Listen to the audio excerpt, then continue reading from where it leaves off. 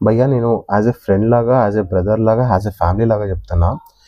ఎవరన్నా ఏదైతే యూత్ ఉందో, యూత్ ఏం చేయాలి అంటే ఫస్ట్ థింగ్ ఇది ఫేవరిజం ఏదైతే ఉంటుందో ఫిలిం స్టార్‌లకు గాని, క్రికెట్ స్టార్‌లకు గాని, లేకపోతే పొలిటీషియన్స్ కానీ, ఇది కొంచెం తక్కువ చేయాలి భయ్యా. ఎందుకంటే ఫస్ట్ కమ్స్ ఫ్యామిలీ. ఇప్పుడు చూడండి ఆర్‌సీబీ మ్యాచ్ విన్ అయింది. ఎన్నో సంవత్సరాల తర్వాత విన్ అయింది. ఒక ర్యాలీ అయితే తీసింది బెంగుళూరులో. స్టాంపేడ్‌లో 11 మంది దాకా చనిపోయారనమాట. నేను జనరల్‌గా ఏం చేస్తా అంటే అంత సీరియస్‌గా అయితే ఈ మ్యాటర్‌ని తీసుకోను గానీ, ఈ మ్యాటర్ చూడంగానే వాళ్ళ ఫ్యామిలీ వీడియోస్, విజువల్స్ చూడంగానే నాకెంత బాధ అనిపిస్తుందంటే అది కంట్రోల్ చేయలేకపోతున్నా, చెప్పలేకపోతున్నా, ఎక్స్‌ప్రెస్ చేయలేకపోతున్నా అనమాట. కానీ ఎందుకు ఇంతగనం ఫేవరిజం? మీరు ఆ స్టేడియం కెపాసిటీ ఏంది?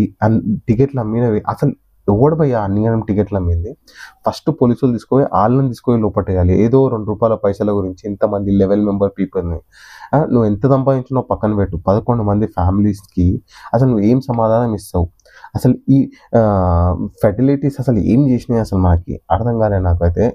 వీళ్ళకి మీద గట్టి యాక్షన్ అయితే తీసుకోవాలి.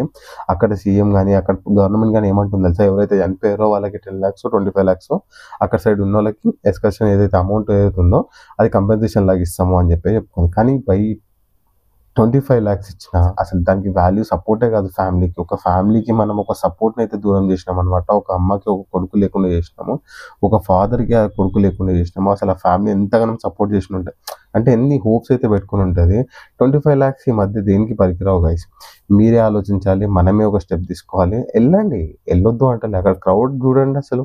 అక్కడ ఎట్లుందంటే అంతమంది ఒకటేసారి రాగానే గ్రౌండ్‌లకి వీళ్ళ మేనేజ్మెంట్ ఏదైతే స్టేడియం మేనేజ్మెంట్ ఉంటుందో గేట్లు హాఫ్ అంటే సగమే ఓపెన్ చేసినాయన్నమాట. ఎందుకంటే అంతమందిని మనం కంట్రోల్ చేయాలి కదా! 35,000 కెపాసిటీ స్టేడియం అది. ఇంకోటి ఏంటి అంటే 2-3 lakhs పీపుల్ అక్కడికెళ్ళారనమాట. ఎళ్ళినోళ్ళకి సిగ్గని ఉండాలి కొంచెం. అక్కడ అంతమందిని చూసి అక్కడ చూడంగానే బ్యాక్ వచ్చేసేయాలి. పోయి నేను పోతా అని చెప్పి అది రీసెంట్‌గా ఇన్సిడెంట్ చూసినాం మనము 'పుష్ప 2' ఎట్లా అయిందో. ఒక ఫ్యామిలీ ఎంత వాళ్ళ మదర్‌ని అయితే కోల్పోయిందనమాట ఒక ఫ్యామిలీ. అది చూసిన తర్వాత కూడా మళ్ళీ అంతగానం హైప్ వచ్చింది 'పుష్ప 2'.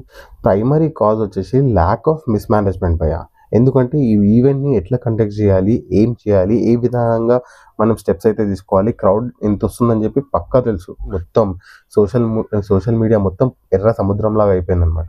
అంతమందిని చూసి కూడా వీళ్ళు టికెట్లు ఎట్లా అమ్మిర్రు? అసలు టికెట్లు 35,000 కంటే ఎక్కువ ఎట్లా అమ్మబుద్ధి అయింది వీళ్ళకి? సరే 35,000కి రివర్స్ తీసుకోండి. 35,000కి ఆపోజిట్ మనం వేసుకున్నాం అనుకోండి. ఇంకో 35,000 యాడ్ చేస్తే 70,000. 70,000 టికెట్లు అమ్మాలి. ఫస్ట్ ఎవరైతే వస్తారో వాళ్ళని మేము లోపలికి అలౌ చేస్తాము అని చెప్పి చెప్తుంది. ఇంతనా సిగ్గుందా? నేను అడుగుతున్నది ఏంటంటే నువ్వు టికెట్ అమ్మిన తర్వాత ఒకవేళ నేనే టికెట్ తీసుకుంటే నేను అక్కడ ఫస్ట్ వెళ్ళినా లాస్ట్ వెళ్ళినా నా దగ్గర టికెట్ ఉంది. నేను లోపలికి పోవడానికి ట్రై చేస్తా కానీ బయటికి రావడానికి ట్రై చేయ కదా! ఎట్టి పరిస్థితుల్లో దుంకెళ్తా, లేకపోతే గేట్‌లో నూక్కొని ఎళ్తా, లేకపోతే ఏమని చేసి ఎళ్తా. ఫస్ట్ ఈ మేనేజ్మెంట్ ఏదైతే ఉందో వీళ్ళని మాత్రం కంట్రోల్ చేయాలి గైస్.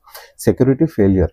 అక్కడ సెక్యూరిటీ సింబద్దులు కూడా లేదు. మీకు తెలుసు ఒక ఫిల్మ్ స్టార్ గాని, ఒక క్రికెటర్ గాని, ఒక ఫేమ్ ఉన్న పర్సన్ గాని ఎక్కడికైనా ఎళ్ళిండనుకో పబ్లిక్ ఎట్లొస్తదో మీకు తెలుసు.